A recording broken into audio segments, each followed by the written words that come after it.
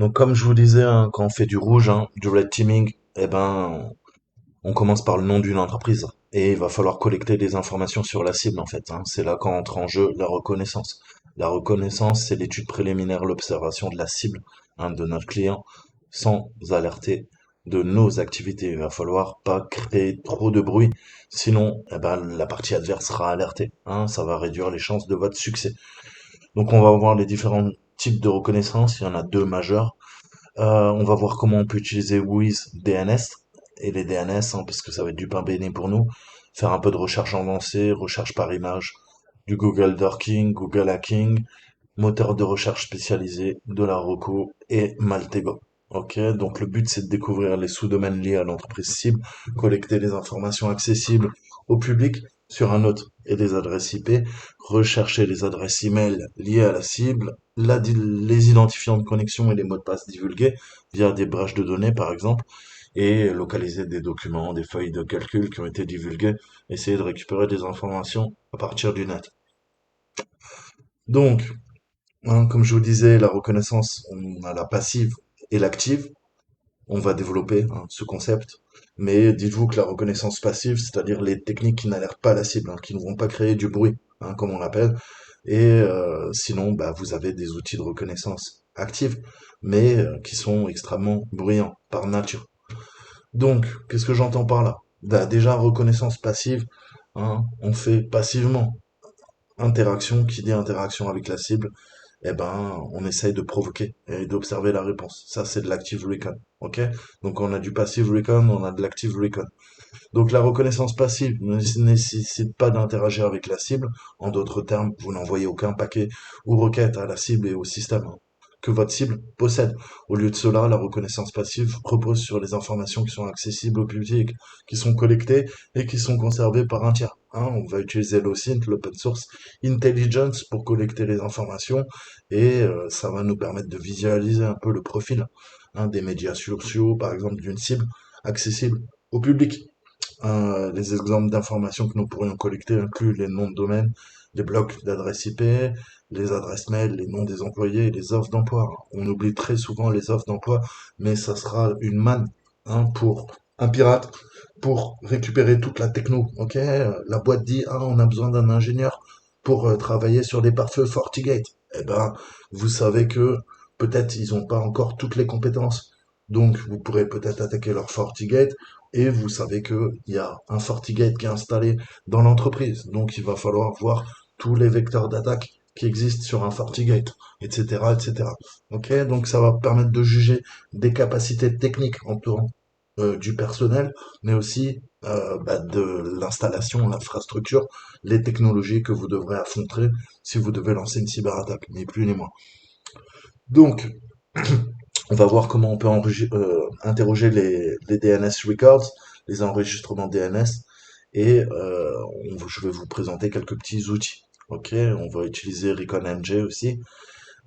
Donc ça, dès qu'on utilise des outils, hein, je vous le dis, c'est plus de l'OSINT, donc c'est de la reconnaissance active. Par opposition, elle nécessite d'interagir avec la cible en envoyant des requêtes et des paquets, hein, et voir comment elle répond. Les réponses recueillies ou l'absence de réponse nous permettra d'élargir l'image qu'on a, hein. On va faire du fingerprinting, on va essayer de comprendre la surface d'attaque, et un exemple de reconnaissance active est l'utilisation de Nmap pour analyser les sous-réseaux cibles, hein, et les hôtes actifs, entre guillemets. D'autres exemples, hein, seront fournis. On va voir par exemple bah, les serveurs en cours d'exécution, les serveurs d'écoute, les numéros de version. Est-ce que je peux taper directement sur des hôtes, hein, qui sont sur le réseau en live? Donc reconnaissance externe, hein, et interne. Là, on parle de la reconnaissance active. Externe, c'est-à-dire qu'elle est réalisée en dehors du réseau de la cible, elle se concentre sur les actifs externes qui sont évaluables à partir d'Internet. On peut par exemple utiliser Nikto, hein, depuis l'extérieur du réseau de l'entreprise. On a plein d'outils. Ça, c'est du red teaming. Ça, c'est des tests d'intrusion. Ok. Après, on peut le faire également en interne. Je vous avais montré Nessus qui permet d'analyser le réseau interne à l'aide d'un des ordinateurs de la cible. Ok? Donc là, le pentester ou le red teamer, eh ben, il est situé à l'intérieur du bâtiment de l'entreprise. Il utilise un hôte, une machine qui va exploiter le réseau de la cible et on va voir ce qu'on peut faire en interne. Typiquement, on va essayer de simuler par exemple un insider, c'est-à-dire quelqu'un qui a envie de se venger de son patron, de sa boîte, qui a envie de faire fuiter des données. Eh ben, qu'est-ce qu'il pourrait faire éventuellement comme cyberattaque avec, par exemple, un des comptes des salariés? Qu'est-ce qu'on peut faire? Jusqu'où on peut remonter au niveau du pivot, pivot latéral, pivot vertical, etc., etc. D'accord? Donc ça, faut bien comprendre. Ensuite, on a des outils intégrés, hein. On n'a pas besoin forcément tout de suite d'utiliser des outils externes qu'on va venir récupérer de GitHub ou ailleurs. On a déjà Wiz, Dig, NSLookup, Host, Traceroute sous Windows, Tracert sous Unix. Donc on va commencer par Wiz, hein. Pourquoi Wiz? Eh ben tout simplement parce que who is who, vous savez en anglais, hein, ça veut dire qui est qui. Wiz en fait c'est un protocole de requête, hein, de réponse. Et il y a la spécification RFC 3912. Je vous ai dit pour bien comprendre le fonctionnement de l'Internet, des protocoles et tout ça, vous devez étudier les RFC. C'est chiant, personne n'a envie de les faire, mais si vous voulez devenir bon, vous devez parfaitement maîtriser les données techniques, hein. Ça, c'est la première phase du recueil d'informations, l'intel gathering. Donc un serveur WHOIS, en fait, ça écoute hein, sur le port TCP43 toutes les demandes entrantes. On a ce qu'on appelle un bureau d'enregistrement de domaine qui est responsable de la maintenance des enregistrements, ce qu'on appelle les records WHOIS, hein, pour tous les noms de domaine qu'il loue. Vous louez un nom de domaine, on vous donne un nom de domaine, et ben dans ce cas-là, vous avez des enregistrements et on aura des informations vous concernant, hein. Donc Wiz, ça va interroger le serveur Wiz pour fournir tous les records qui sont présents et on va pouvoir, par exemple, récupérer eh ben, le serveur Wiz du serveur d'enregistrement, l'URL du bureau d'enregistrement, la date de création de l'enregistrement, la date de mise à jour de l'enregistrement, les coordonnées et adresses du titulaire, sauf si elles sont pas divulguées pour des raisons de confidentialité. Ça arrive pour les très grosses entreprises. Et parfois oui, parfois non, à vous de voir. Coordonnées d'adresse de l'administrateur. Des fois, naturellement, également, elles ne sont pas divulguées pour des raisons de confidentialité. Et les coordonnées et adresses techniques.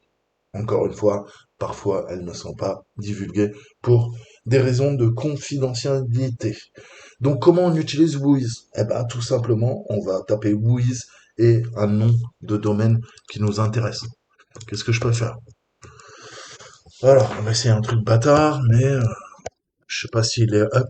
On va voir si on a THM Red Team, hein. C'est un truc fictif, hein. Voilà. Donc là, qu'est-ce qu'on voit? On voit que c'est situé à Reykjavik. Ok. THM, on a en effet tous les enregistrements, hein. Le serveur Wiz, le registre, hein. On a toujours un ID de registre. On a quand est-ce qu'il a été enregistré. On voit que c'est la société Namecheap, hein, qui a enregistré le nom. Donc ce sont des sociétés qui enregistrent en masse des noms de domaine et après vous les revendent. Ok. Moi je veux acheter totolehacker.fr. Je vais aller voir des boîtes comme ça et elles vont me dire bah écoute voilà, hein, c'est 5 euros le nom de domaine. Donc on voit quand est-ce que ça a été mis à jour, quand est-ce que ça a été créé, ok, quand est-ce qu'il expire, hein, puisque bah, vous louez un nom de domaine pour un certain temps, hein, une année, 2 années, 3 années, 5 ans, etc., etc. Et au bout d'un moment, bah, il faut renouveler votre abonnement, sinon bah, ça expire. On va pouvoir revendre le nom de domaine à quelqu'un d'autre. Ok? Donc Namecheap, c'est la société, hein, vous pouvez aller voir sur internet, vous allez voir que bah ouais, elle s'occupe de vendre hein, ces informations. On a le YANA, hein, YANA c'est l'institut. Vraiment, faut comprendre que pourquoi les Américains contrôlent Internet, parce qu'ils contrôlent la YANA et ils contrôlent l'ICANN. On va aller voir un petit peu ce que c'est, que vous compreniez mieux. Donc si je tape ICANN, hein, Société pour l'attribution de noms de domaine, en fait, hein. Donc c'est l'Internet Corporation for Assigned Name and Numbers. Donc ça c'est important, puisque sans ça, eh ben, vous n'avez pas les noms de domaine de premier niveau, les fameux TLV dont je vous parle tout le temps, hein. C'est une société qui va attribuer des noms de domaine et des numéros sur Internet. Et là, qu'est-ce qu'on voit? Bah, c'est exactement le cas. On voit que le YANA, c'est le 1068. Ok? Donc, c'est une société de droit californien à but non lucratif ayant pour principale mission d'administrer les ressources numériques d'Internet telles que l'adressage IP, le nom de domaine de premier niveau et de coordonner les acteurs techniques. Ok, donc je vous laisserai lire, mais voilà, hein, je vous reparlerai des serveurs racines du DNS, comment fonctionne le DNS, parce que c'est assez vaste. Hein, on a ce principe de routage qu'on appelle le BGP, entre autres, qui permet de faire fonctionner Internet, en fait, hein, puisque on parle de serveurs DNS, mais on a différents niveaux de serveurs DNS. On va voir ça plus tard. C'est un peu comme l'andouillette, hein. On a l'andouillette triple A, quadruple A, quintuple A, hein.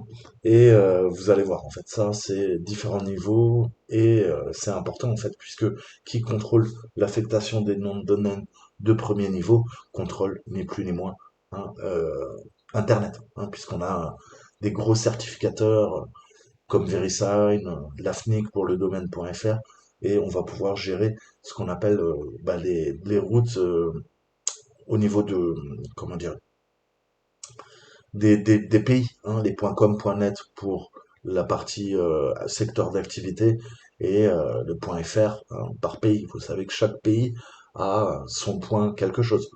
.fr, c'est pour la France, naturellement. Hein. Donc, hein, je reviendrai pas là-dessus, mais allez voir. Hein. Au début, on demandait 35 dollars pour enregistrer le nom de domaine, et puis ça s'est démocratisé, hein, ça a explosé vraiment en 96. C'est là qu'il y a eu la bulle Internet, ok, et bah c'est devenu, comment dire, prépondérant, hein, et aujourd'hui on peut plus s'en passer. Donc on voit que l'ICANN ne doit pas être contrôlé par un autre État ou une organisation internationale, mais c'est un peu l'hypocrisie des Américains, puisqu'on sait très bien qu'en fait il y a le département du commerce qui est derrière, qui est extrêmement puissant, ok, et vous avez par exemple comment dire, la quadrature du net en France, hein, qui se bat pour la neutralité du net. Ok? Mais la neutralité, ça veut dire que n'importe quel pays peut utiliser Internet et qu'il n'y a pas, si vous voulez, une épine dorsale qui appartient à tel ou tel pays. Le problème, c'est qu'on a le backbone. Hein. Le backbone, je vous rappelle que l'Internet, en fait, hein, le World Wide Web, le net, tout ça, ça a été construit historiquement hein, via eh ben, le DARPANET, le MILNET, le DARPANET, tous ces réseaux d'universités. Donc techniquement, les Américains possèdent une bonne partie de l'épine dorsale. Hein, l'ICANN appartient aussi, c'est une société américaine. Donc, bien sûr, ils disent que Internet doit rester libre et ouvert à tous. Dans les faits, s'ils veulent vous couper les accès, ok, ils peuvent le faire. Ok, donc c'est un moyen aussi en termes géostratégiques hein, et géopolitiques, puisque bah, si jamais on vous coupe les accès, hein, via les noms de domaine, premier niveau, second niveau, eh ben votre site il sera plus joignable et plus indexé par les crawlers des GAFA. Hein. Donc à partir du moment où vous n'apparaissez plus dans Google, vous savez que c'est la mort économique hein, pour vos sites web, puisque on peut plus se passer de ces géants. Et je vous ai expliqué maintes et maintes fois qu'ils travaillent pour les services de renseignement. Donc encore une fois, ne soyez pas dupes. Hein. Et on a l'AYANA. Parce que grâce à ça, on peut contrôler Internet. C'est comme ça que les Américains contrôlent Internet. Hein, on a l'Internet Assigned Number Authority, aka IANA. C'est un département de l'ICANN, une société américaine dont je viens de vous parler, ok, qui supervise l'allocation globale des adresses IP, l'allocation des numéros de système autonomes. Hein, je vous parle tout le temps des AS, Autonomous System, et c'est ça qui permet hein, de faire fonctionner à la fois Internet, mais qui permet également de vous géolocaliser. Ok, il y a des AS de votre fournisseur d'accès Internet et voilà, je vous ai dit, utilisez Tor. Mais si le point de sortie, eh ben, il est connu hein, via l'AS de votre fournisseur d'accès Internet, on pourra remonter à vous. Hein, c'est qu'une question de temps en fait. Donc voilà, hein, faut bien comprendre ça, l'ICANN, la YANA, puisque bah, sans eux, en fait, vous ne pouvez pas exister sur Internet. Ok? Et comme je vous disais, bah ouais, c'est l'autorité suprême de régulation de l'Internet. Donc, bah si vous emmerdez les Américains, eh ben ils vont vous copier l'accès à Internet. Ok? Ils ont le pouvoir de le faire. Donc, c'est extrêmement puissant. Hein, c'est un des bras armés en termes de géopolitique, en termes de diplomatie, des États-Unis, ni plus ni moins. Faut pas être dupe, encore une fois. Ok? C'est pour ça que les Chinois, les Russes, le Brésil essayent de faire un autre réseau décentralisé qui sera naturellement rattaché à Internet, mais pour pouvoir reprendre le contrôle. Ok? Nous aussi, pays européens, si on n'était pas des baltringues, on devrait également développer ce principe d'allocation globale d'adresse IP, en fait, et pas constamment se reporter sur les Américains, puisque c'est le jour où vous avez une guerre diplomatique, économique avec les États-Unis, ils vous coupent l'accès, ok? Vous utilisez le GPS, le jour où il y a une guerre, ils coupent le GPS, vous n'avez plus accès au GPS, ok?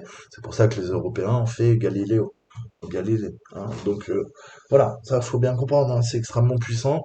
Et qui contrôle l'Internet? Ben oui, ce sont les Américains, en grande partie, grâce à ça. Ok? Mais nous, ça nous permet de récupérer pas mal d'informations.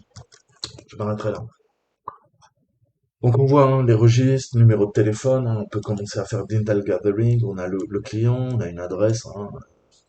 Au niveau des abus, si jamais il y a de l'abus, on voit que ça passe par les serveurs de Cloudflare. Hmm.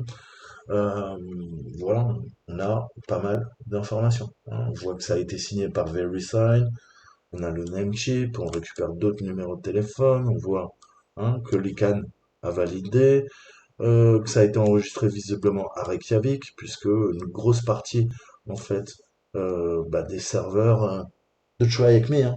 Il y en a une partie à Reykjavik, donc en Islande, et une autre partie qui est en Irlande, ok? Puisqu'ils sont anglais. Et ça coûte pas cher les data centers par là-bas. Ok? IS, Islande. Ok? On a les codes des pays. Donc vous voyez qu'on récupère beaucoup, beaucoup d'informations. D'accord? Donc ça, c'est une première commande. Hein. On voit qu'on obtient beaucoup d'informations précieuses avec juste un nom de domaine. Ok? Après, on pourrait, c'est pas le cas, mais avec un peu de chance, on peut trouver des noms, des adresses mail, des adresses postales, des numéros de téléphone. Là, on a eu que des numéros de téléphone et des adresses postales. Ok? Des emails, mais je pense pas qu'on puisse les exploiter. Pourquoi? Tout simplement parce que vous voyez que c'est le fameux abuse hein, qui est utilisé par tout le monde. En fait, c'est une sorte de bot, quoi. Hein. Vous pouvez envoyer le mail, mais il y a de fortes chances que ça soit un robot, pas une personne humaine. Donc techniquement, si vous voulez faire une attaque par ingénierie sociale avec cette adresse mail, il y a de fortes chances que vous cassiez les dents, ni plus ni moins. Donc le WHOIS, c'est ça. Hein. On va trouver les serveurs de nom faisant autorité pour le domaine en question. Après, on a son pendant qui est NS Lookup. Hein. Le lookup, je vous ai dit, hein, les fameux A, hein, les records A et les quadruples A qui sont liés au domaine. On a plein d'outils, mais on peut utiliser NS Lookup. On va voir Dig aussi, hein, qui est un outil commun sur les systèmes Unix, Windows, macOS.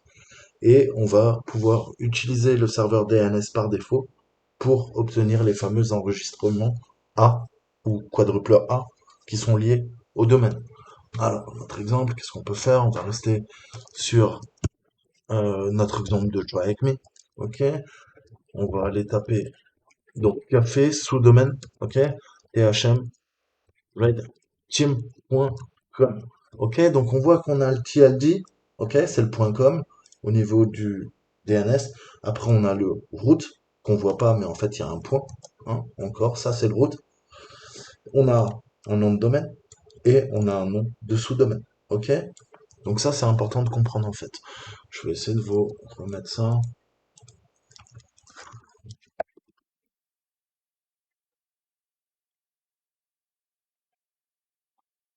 Comprendre.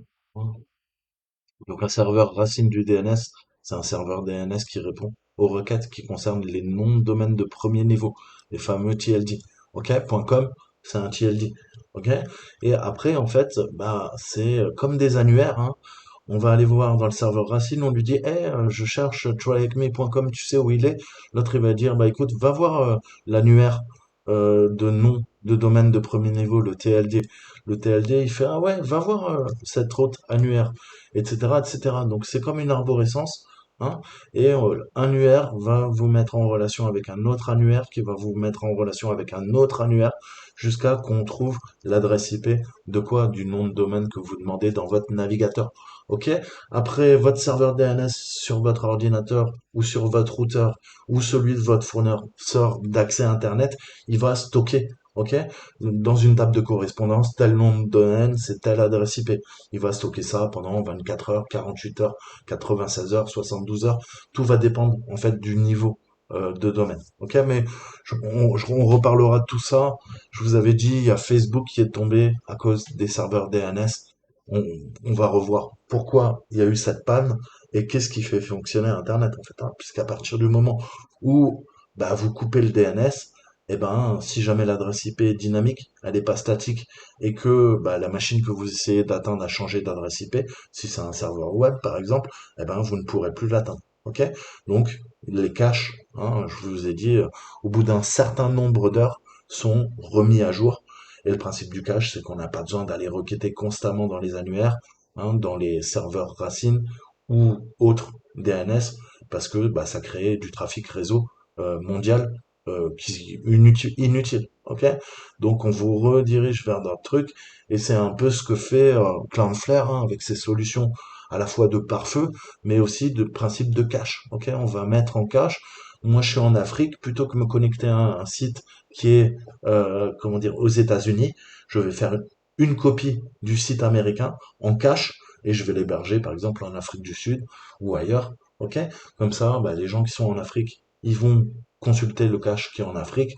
Ceux qui sont en Amérique latine vont le faire en Amérique latine, etc., etc. Ok, comme la distance est plus courte, eh ben, il y a de meilleurs temps de réponse. C'est plus stable, ok? Et si le cache vient à tomber, c'est pas grave. On peut quand même accéder au serveur d'origine. Mais on va faire des sortes de copies et on va interroger les caches. Ça sera plus rapide, ok? Et ça permet de démultiplier. Ça fait du multiplexage. Ça permet de faire du load balancing. Hein, on va pouvoir répartir la charge mondiale sur plusieurs serveurs, plusieurs caches. On fait pareil avec les DNS, ok? Donc là, on voit hein, c'est quoi? Le 192, 168.1.1, donc c'est la gateway, c'est la passerelle. Donc si c'est la passerelle, c'est quoi là? Je suis en train d'utiliser le serveur DNS qui est sur ma box, ok? De mon fournisseur d'accès à Internet.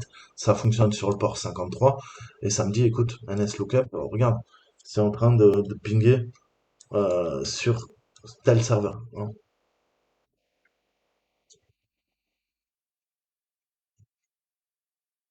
Donc on va changer.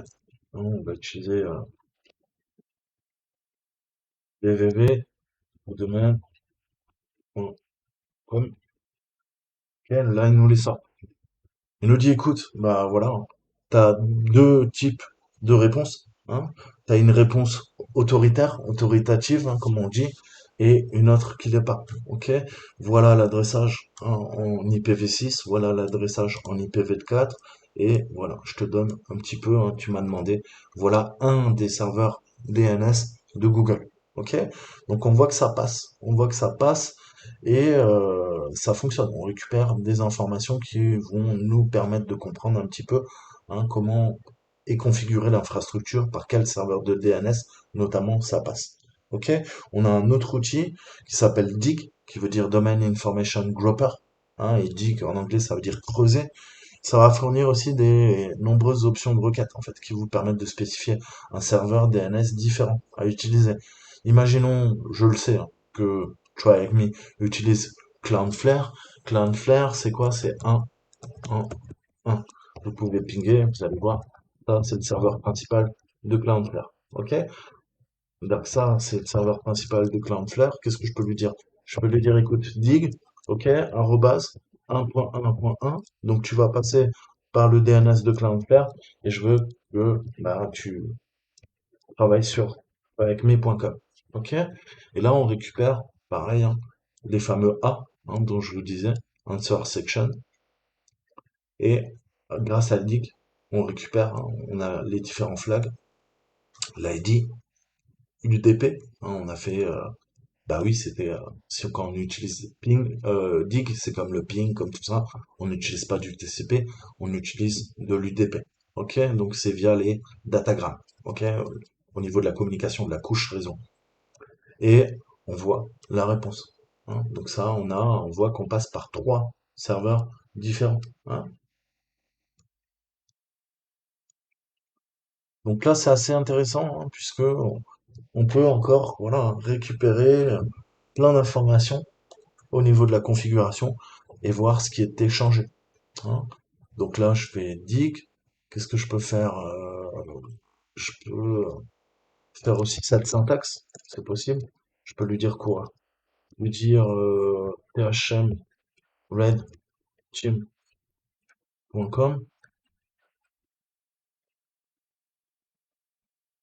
Vous voyez que ça passe aussi. Ok? Ça passe aussi. Il me dit, eh, Coco, ouais, ouais, il y a bien une solution Cloudflare hein, à ce niveau-là. Qu'est-ce que je peux lui dire? Je peux lui dire sous-domaine, ce qu'il va me le trouver. Ok, là, il me le trouve. Parfait. Hein, donc, on voit que le sous-domaine café, hein, il est géré par tel ou tel serveur. Par contre, on voit que le nom de domaine THM Reddit, c'est plus les mêmes machines. Ok?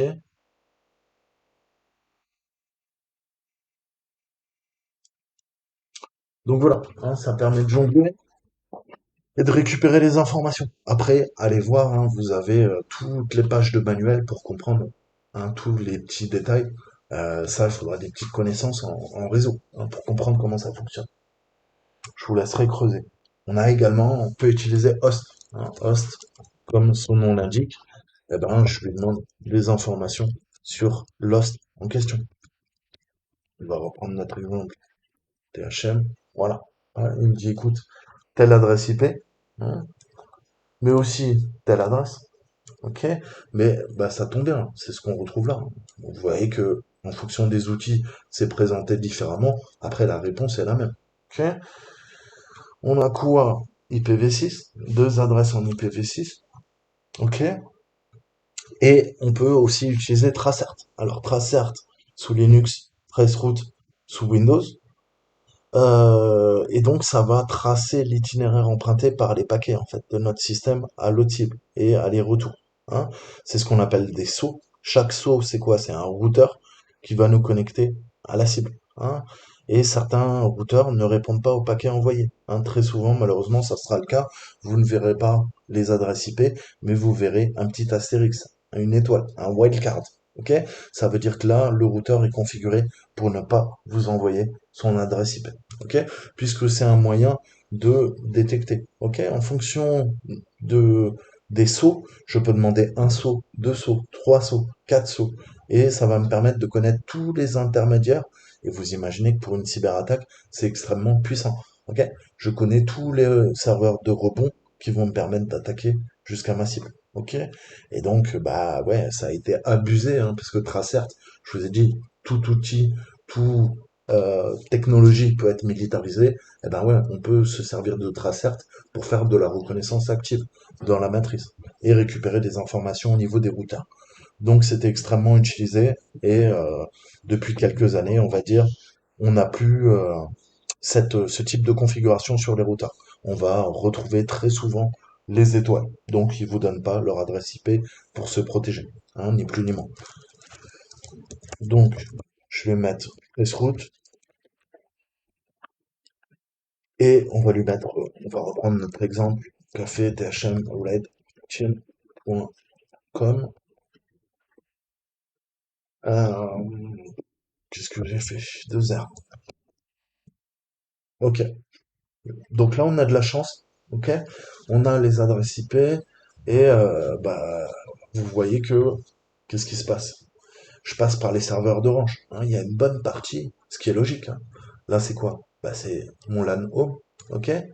Et qu'est-ce qu'il y a? Bah, j'ai la passerelle. Hein. Ma passerelle permet de me connecter à Internet, à l'extranet. Et après, on voit que les premiers routeurs par lesquels je passe, c'est en France. J'utilise quoi? Nimar. Hein, Nimar. Alors après, quand vous serez à l'aise, vous connaîtrez même en fonction de Nimar, vous savez la localisation en fait des centres de données chez Orange, ok, ils sont disponibles. Si vous faites de l'OSINT, vous pouvez exactement savoir par où ça passe. Hein, c'est ce qu'on appelle les autoroutes de l'Internet.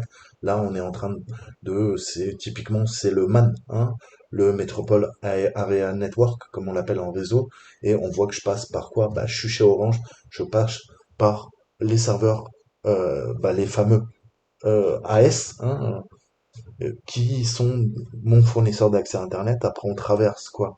On traverse la Manche et on va à Londres, ok? Et typiquement, bah, je traverse, hein, je passe de la France à l'Angleterre.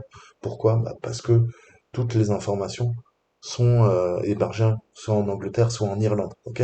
Et je pense que le serveur distinct, il est en Irlande. Donc, on fait France, Londres, Angleterre, et après on remonte encore Irlande, ok? On va voir où il est d'ailleurs.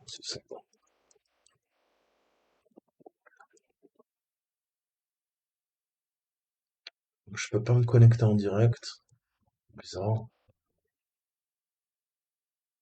Network base. Vas-y, continue. On va voir ce qu'il y a dessus. Ok, donc voilà. Hein, il y a plein de fer qui me bloquent, qui me dit direct IP, tu peux pas, Coco. Reste calme. Hein, c'est pas comme ça que ça fonctionne. C'est à moi de te rerouter. Ok. Ah non, c'est carrément les États-Unis. Ok. Donc on traverse de Londres et de Londres, il doit y avoir la fibre optique hein, qui part vers l'Atlantique. Hein. Vous avez, alors pareil, hein, je vous ai dit, les AS comprennent ce principe, hein, que c'est ça qui fait fonctionner Internet. Qu'est-ce qui me fait?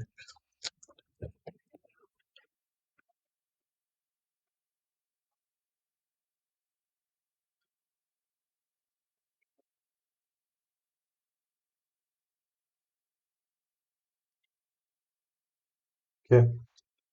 Donc les AS, système autonome, c'est un ensemble de réseaux informatiques IP intégrés à Internet dont la politique de routage interne, route à choisir en priorité, filtrage des annonces est cohérente. Un AS est généralement sous le contrôle d'une entité ou organisation unique, typiquement un fournisseur d'accès à Internet. Donc c'était bien ce que je vous disais. Là, je vous ai montré les AS de mon quoi? De mon fournisseur d'accès à Internet qui est Orange, ok, avec les adresses IP en faisant le tracert, ok. Donc on voit bien comment les paquets sont acheminés jusqu'aux États-Unis. Ok? Et on a des numéros d'AS. Bah ouais, ça tombe bien, j'ai des numéros d'AS. Ok?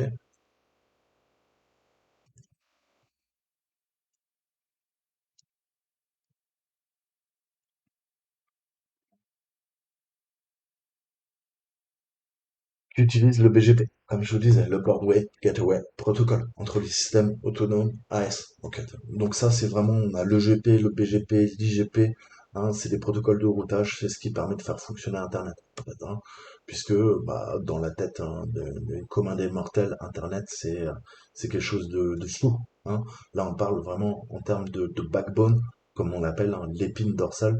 Si vous contrôlez les AS, vous pouvez faire de l'espionnage, c'est extrêmement sensible et vous pouvez contrôler tout simplement l'Internet. Hein. Donc chaque fournisseur d'accès à Internet en a. On a le IANA qui gère ça, hein, les fameux registres Internet régionaux qu'on appelle RIR, que vous avez là.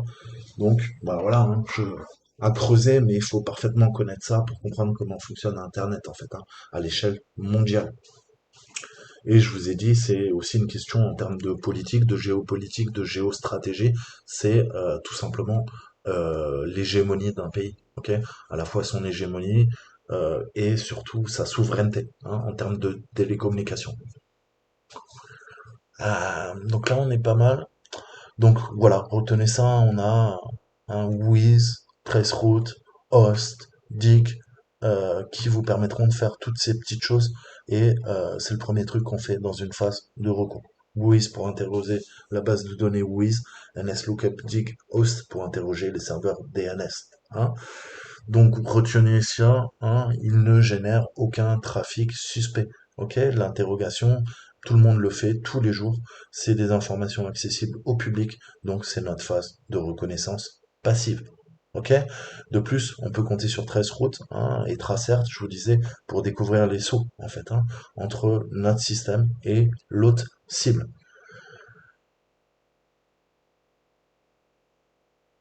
Donc, euh, des petits exemples. Hein. Si jamais on veut travailler, si jamais, je sais pas, on nous demandait par exemple, écoute, quand est-ce que on a enregistré, euh, PHM, Red Team, par exemple. Ok? Ben là, vous avez juste à regarder Register, Creation Date, hein, vous l'avez là. Voilà. C'est là que ça a été enregistré. Hein. Donc vous voyez, vous pouvez récupérer des informations précises, très précises. Hein. Là, c'est au niveau de l'enregistrement, par exemple.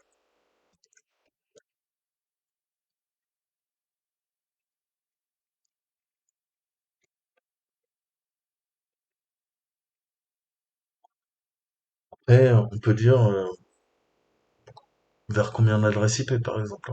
Hein. Il y a, on arrive à résoudre clinique, PHM, Red Team, par exemple. Moi, je vais faire quoi? Combien il y a d'adresses IP qui résolvent ce nom de domaine avec ce sous-domaine qui s'appelle clinique? On va aller voir. Clinique, ok? PHM, Red Team.com. Voilà. Là, je vois quoi? On a deux adresses, ok? Deux en IPv4, deux en IPv6, ok? Donc voilà, hein, première phase de recours, comme je vous le disais, des petits outils sympas hein, qu'on peut venir utiliser. Je vais fragmenter la vidéo, parce que sinon on va faire des heures, ok? Dans la prochaine vidéo, on verra la recherche avancée, le Google Dorking, les moteurs de recherche, hein, puisque chaque moteur de recherche a également quoi? Ses langages de programmation. On verra comment utiliser Shodan en ligne de commande. Euh, voilà, hein, créez-vous de toute façon, même avant de voir la vidéo, si vous voulez pratiquer en même temps que moi, créez-vous un compte Shodan, ok? Créez-vous un compte Maltego, ok? Pour récupérer les clés d'API d'interface de programmation parce qu'on va en avoir besoin, ok? Et voilà. Donc il y a et Censys aussi, hein, Censis. Créez-vous tous ces outils hein, qu'on utilise pour faire de l'OSINT et éventuellement aussi People, P-I-P-L, demander une clé gratuite. Ok, donc vous serez extrêmement limité puisque bah, tout l'intérêt de ces services c'est de payer, mais déjà ça permettra de comprendre comment ça fonctionne. Allez, je vous dis à très bientôt. Ciao ciao.